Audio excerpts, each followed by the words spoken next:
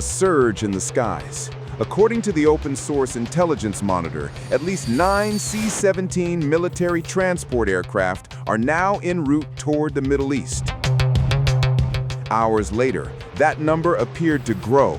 Reports indicate at least 10 U.S. Air Force C-17A Globemaster III aircraft airborne from the U.S. East Coast, bound for Europe. Flight tracking data shows many of these aircraft originating from Fort Hood, Texas.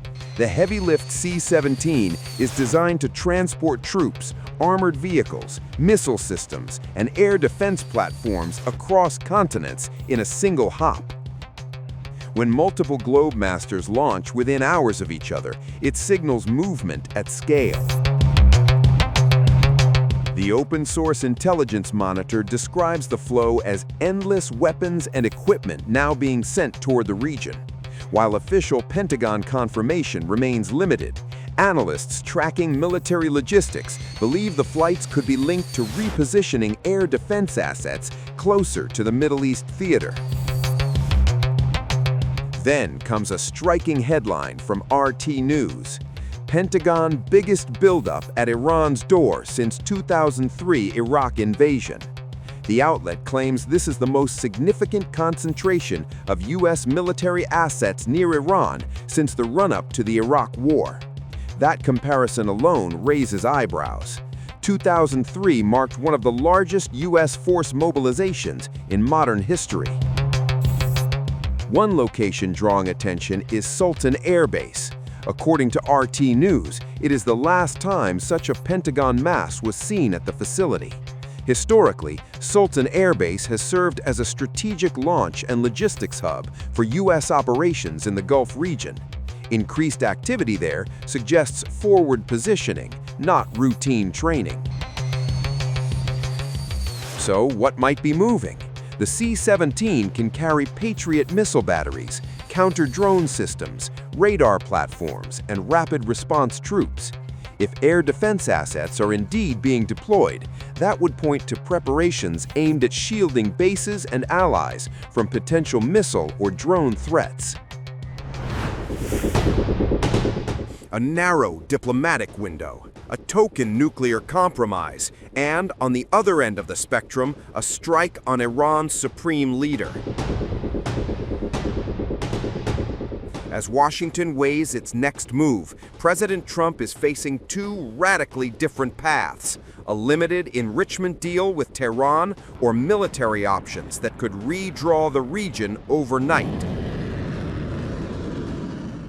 Behind closed doors, the Trump administration is weighing starkly different options on Iran.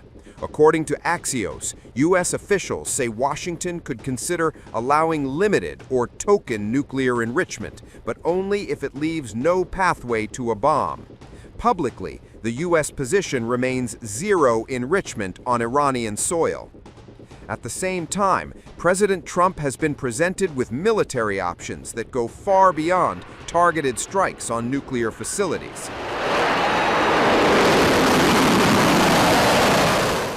One scenario discussed in briefings would directly target Supreme Leader Ayatollah Ali Khamenei and his inner circle, including his son Mujtaba. Sources say multiple strike options are on the table. Diplomatically, Iran is expected to submit a written proposal within days. Foreign Minister Abbas Araghchi has indicated the draft will include political commitments and technical measures to ensure the nuclear program remains peaceful. U.S. officials say the proposal must be detailed and convincing to overcome skepticism inside the administration. The two sides remain publicly divided. Tehran insists it will not give up its right to enrichment.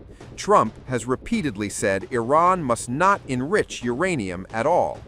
Yet behind the scenes, mediators from Oman and Qatar are urging both sides to craft a deal that allows each to claim victory. For now, no decision has been made. Senior advisors say Trump could choose diplomacy or authorize military action at any moment. With regional tensions high and U.S. forces positioned nearby, the next move may determine whether negotiations continue or the crisis escalates. Diplomatic efforts between Iran and the United States have hit a fresh obstacle. According to reports, Iranian Foreign Minister Abbas Araghchi refused to open an envelope delivered by Omani mediators containing U.S. missile-related proposals. The envelope was reportedly returned unopened, a move that underscores the depth of disagreement between the two sides. 2 rounds of indirect talks have struggled to bridge core differences. Disputes over uranium enrichment, missile programs, and sanctions relief remain unresolved. After discussions in Geneva, Araghchi said the sides had agreed on what he described as guiding principles. The White House, however, indicated that significant gaps remain. Israel is closely monitoring developments. A source familiar with planning told Times of Israel that Israel's government believes Tehran and Washington may be at an impasse. Preparations are reportedly being reviewed for possible joint military action with the United States, though no decision has been made. 2 Israeli officials told Reuters they assess the differences between Washington and Tehran as potentially unbridgeable. They believe the likelihood of near-term escalation is elevated if diplomacy fails to gain traction. Despite the tension, talks are not over. A U.S. official says Iran is expected to submit a written proposal in the coming days. Araghchi has indicated that a draft counterproposal may be ready soon. For now, diplomacy remains in motion, but so do contingency plans. The Middle East stands on the edge of a knife. As the United States continues a sweeping military buildup across the region, Iran is sending unmistakable signals. It is ready for war. Behind closed doors in Geneva, Iranian and U.S. negotiators sat across the table for 3.5 tense hours. Abbas Araghchi, Iran's top diplomat, spoke of guiding principles. But for the United States, there was no concession, no acknowledgement of the red lines set by President Donald Trump. Diplomacy, it seems, is teetering on the brink.